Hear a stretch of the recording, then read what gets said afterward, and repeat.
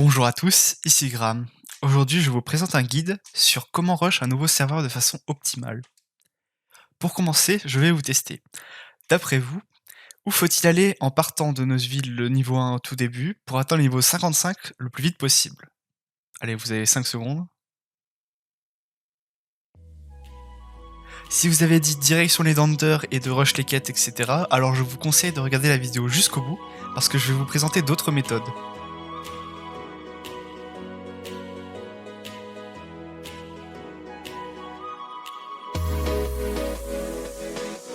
Pour commencer, la première étape, vous la connaissez tous, il s'agit du no small. Oui, ce n'est pas possible de faire sans no small pour être compétitif. Désolé pour la désillusion, mais c'est comme ça. Si ça peut vous rassurer, moi personnellement je n'ai pas mis d'argent. Il suffit de transférer en utilisant l'or d'autres serveurs. Très basique, tout le monde connaît l'astuce. Vous trouverez en commentaire un lien vers ce que je conseille comme objet pour débuter sur un nouveau serveur. Sachez tout de même que la fée de la SP1 est un must-have pour faire des dégâts. Donc si vous n'avez pas moyen de l'avoir, faites plutôt les quêtes. Gardez à l'esprit qu'il existe toujours la loutre, le costume du Pays des Merveilles et la Vénus pour aller plus vite, mais si vous n'avez pas les moyens d'investir à Nosrou, vous pouvez tout de même vous débrouiller très bien sans, sauf la loutre où vous allez être obligé d'économiser plusieurs dizaines de M pour pouvoir l'acheter le plus vite possible à d'autres joueurs. Parce que c'est vraiment l'objet le plus broken qu'il existe actuellement dans Nostal et vous verrez plus tard pourquoi. Une fois que vous avez tout sur vous, vous pouvez aller plein Noseville, aller taper du pic avec vos dégâts incroyables grâce au tarot de la mort, tarot du diable ou tarot du soleil, ainsi que votre Darko ou autre Nosmat que vous avez sur vous. Continuez comme cela jusqu'à atteindre le niveau 15 de combat et 20 de métier, où vous pourrez alors changer de classe. Profitez de votre retour à Noseville pour acheter à Malcolm une aile du retour au bercail afin de ne pas être embêté pour revenir au spawn après. Vous serez alors fin prêt pour la suite. Là, vous pouvez vous demander, mais où est-ce qu'on va pouvoir XP une fois le niveau 15 atteint? Eh bien, c'est très simple. Baladez-vous un peu partout sur toutes les maps et tapez les monstres de votre niveau. C'est aussi simple que cela. Vous pouvez par exemple aller Prairie des Mines ou alors aller devant le TS Pyjama dans l'endroit pour taper des poules en boucle jusqu'au niveau 20 de combat. Ça se fait assez facilement. De manière générale, faites de votre mieux pour ne pas taper de monstres qui ont plus de 5 niveaux en dessous de vous. Mais vous allez voir que très rapidement vous allez vouloir changer de zone parce que ça n'XP plus beaucoup et que vous n'avez aucun mal à tuer les monstres sur votre passage.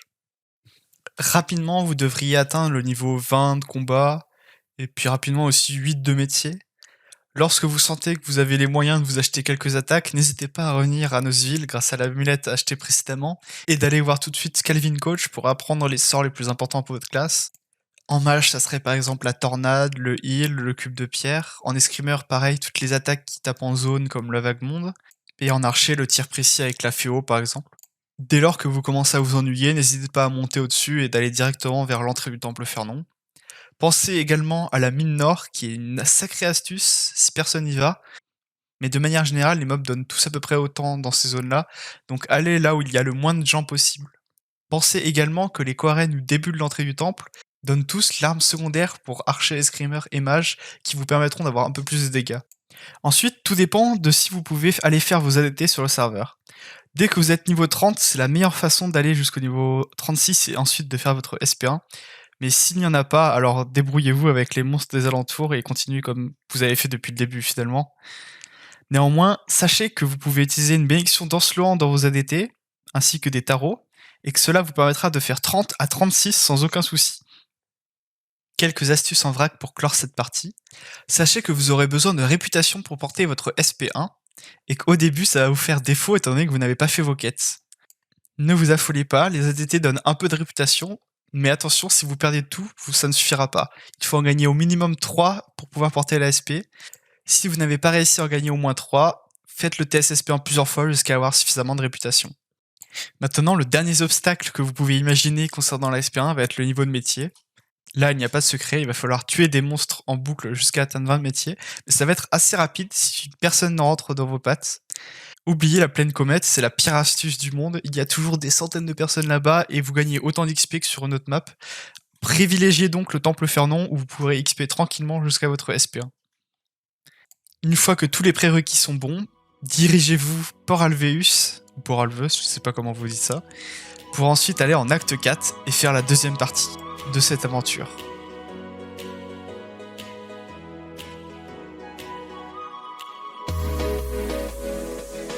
Ça y est, vous êtes maintenant dans la cour des grands, ça ne rigole plus, vous avez votre SP1 et vous êtes fin prêt à exploser des pingouins. Non, je déconne, on va tout de suite terre gelée est ou ouest afin d'aller farmer les mobs du haut. Mais avant de continuer, un peu de théorie s'impose. Avez-vous déjà entendu parler de la règle des 10% de dégâts? Si vous faites moins de 10% de dégâts à un monstre au load et en acte 4, vous n'aurez alors pas ou presque d'XP, ce qui serait quand même assez problématique étant donné qu'on est là pour rush. Donc allez-y en tarot de dégâts, full potion, etc. Et dès que vous pouvez, tapez le monstre suffisamment jusqu'à lui avoir environ enlevé 10% de points de vie. Si vous voulez vraiment être sûr, faites les maths et calculez combien le monstre a de vie et combien vous devez faire de dégâts. Mais faites de votre mieux pour être certain d'avoir infligé ces 10% de dégâts, sinon vous n'avez pas du tout XP. C'est d'ailleurs pour cette raison qu'il va falloir faire attention au groupe de gens, parce que s'il y a 40 personnes qui tapent un monstre, personne n'aura l'XP, hein, ça sert à rien de faire ça, c'est nul.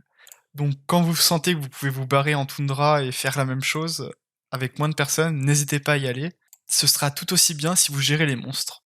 Concernant la toundra, je n'ai que quelques précisions à ajouter, notamment sur les règles des dégâts.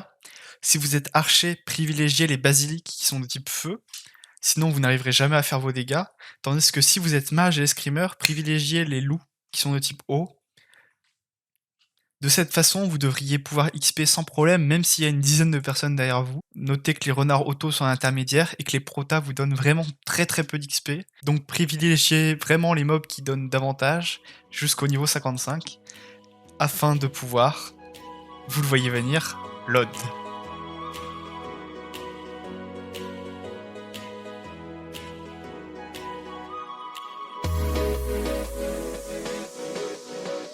Dirigez-vous vers le sommet de Montcrème jusqu'à la très célèbre Terre des Morts.